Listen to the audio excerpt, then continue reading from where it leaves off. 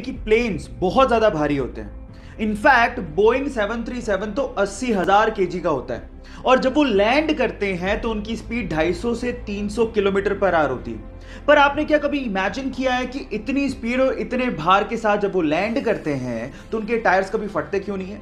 मैं आपको बताता हूं।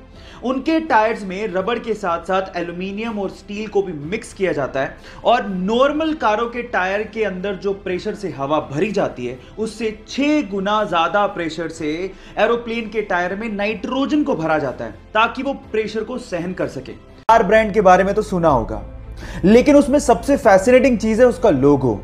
लेकिन मेरा सवाल यह है कि उस लोगो में जो 3 लाइनें होती हैं वो किसको रिप्रेजेंट करती हैं? क्या उसका कोई मतलब होता है? मैं आपको बताता हूं।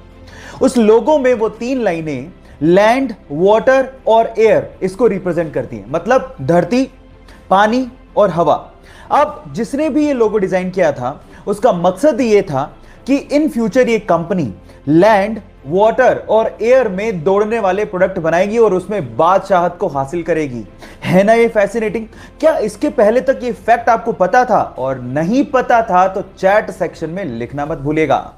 सवार रेलवे क्रॉसिंग के दौरान रेलवे के फाटक को देख ही नहीं पाता और वो सीधे जाके रेलवे फाटक से टकराता है और सीधे रेल की पटरियों पे गिर जाता है। वो इतनी बुरी तरह से घायल हो जाता है कि उससे खड़ा भी नहीं हो जा रहा था और सामने से ट्रेन आ रही थी।